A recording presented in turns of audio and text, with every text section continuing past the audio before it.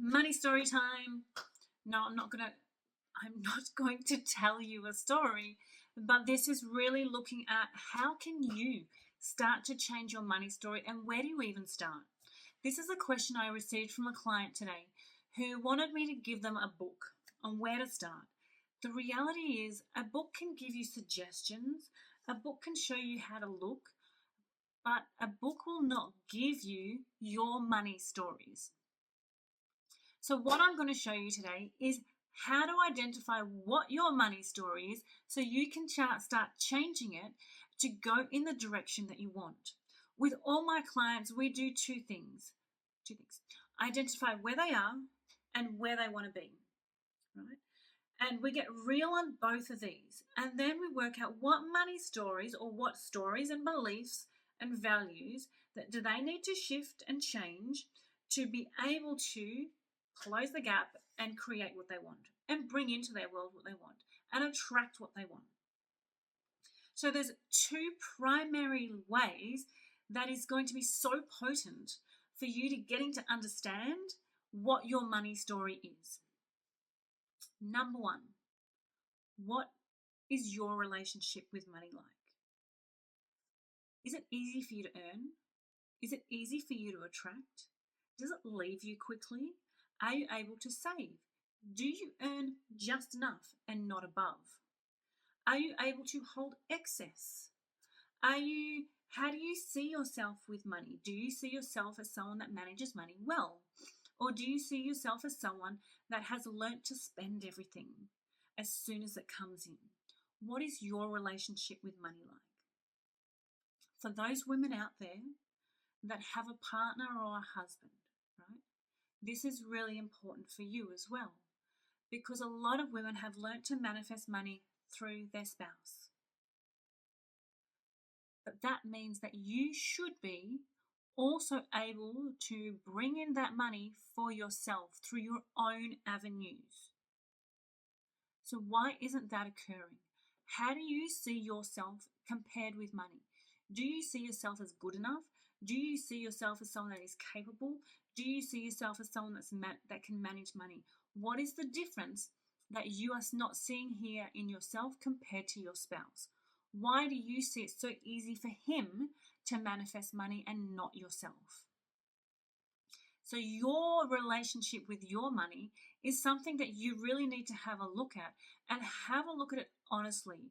One of the biggest barriers that I see in my clients that prevent them from moving forward is the honesty which they get to have with themselves. What is my relationship really like? Not the airy fairy or wish it was like this. No, what is it really like? Is it that money comes in easily, but as soon as it comes in, the bills follow it? It just happens to be almost exactly the same amount. Or you have the bills and then you attract the money to it to pay the bills, but no extra. So what is your reality really showing you?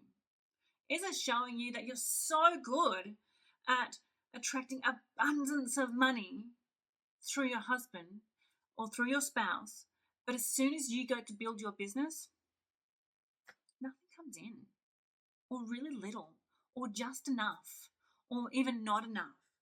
What is your story around money telling you through the observation of what's really happening here? Are you able to save? Are you able to invest? Do you have stuff left over at the end of the week or the month? Or are you literally traveling from month to month to week to week? Even if you're at a high level income, is your spending still all of it? And you're like, I have no idea where my money goes at the end of the month. I have women that I've started working with that earns around $30,000 a month. They have no idea where it goes. No kids, single women, but as soon as it comes in, it goes out. So what is your relationship with your money telling you? The second piece of the pie gets to be here, how you grew up with money. The reality is that you are a byproduct, whether you like it or not, of both mum and dad, or your primary caregivers. So that could be a step parent or a foster parent or something like that. So because you are a byproduct of your parents, of your upbringing, of your environment, it is really good to have a look at two things here. What did I observe growing up around money? What was my parents' relationship with money? What was their emotional connection with money? Was it always stress? Was it always worry? Did mum have this intense amount of guilt when spending? Was it that shoebox that came out of the bed at the end of the month that mum pulled out with all the bills that she had to pay, and it was like, don't talk to her on that day, because you could see the stress oozing out of her body, right? Were you able to buy everything that you wanted? What did you observe your parents having the relationship with money? And even if you don't know that, have a look at your parents now. What is their relationship with money now? Also, what was and what is your parents' outlook towards people that have more money and that have less money than them? How do they perceive wealthy people? Were they always, is it them and us? And them meaning we'll never be like them, and them is always at a distance, and creating this segregation between the two classes, so to speak, that you could never be that because that's them and it's out of reach. So how did they perceive themselves compared to money? And how did they perceive themselves compared to people with money and people that had less money than them? This will give you a really good indication on the work that you need to do around money, because the reality is that you would have brought on board a lot of those beliefs, if not all of them, into you, and they're playing out in you on a subconscious level. And they are creating your reality of your relationship with money today. So go into all those areas and have a look and get some real deep honesty with yourself. What is my relationship with money? What did I perceive to be my parents' relationship with money? And what do I see my parents' relationship with money now? Now, I say perceived relationship with money because as a child, all we have is our perception. There is little evidence sometimes to what we actually feel or what we felt around money. I grew up in quite of a poor family, but for me, we always had what we needed. We didn't have what we wanted, but we always had what we needed.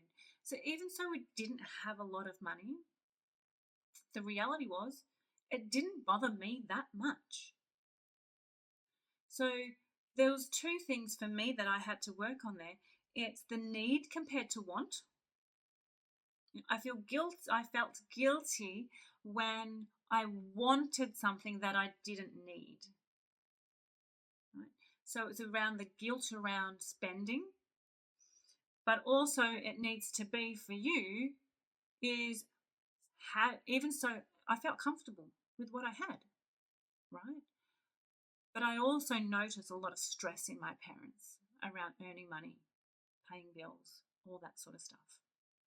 So you get to have a look at all this for you, and it gives you a really good indication on where you need to start doing the work around money for you. Now, if you want to deep dive into this further together, this is what I do with my clients every day to help them build their businesses and to help them bring more money into their world, is helping them dismantle the energy around those blockages with money and align them to a new reality with money, a new relationship with money. So you get to be whatever you want. That could be money comes easily and freely. That could mean that I don't have to sacrifice for money. A lot of people that had fathers and mothers that sacrificed their time with them as a child to earn money may have this underlying belief that I need to sacrifice for money.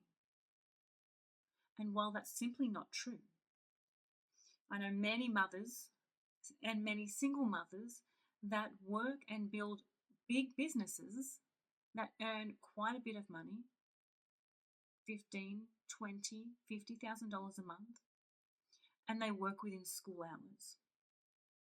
So you get to create whatever belief that you want to help you move forward into the reality that you're ready for. So if you want to do the deeper work, send me an email.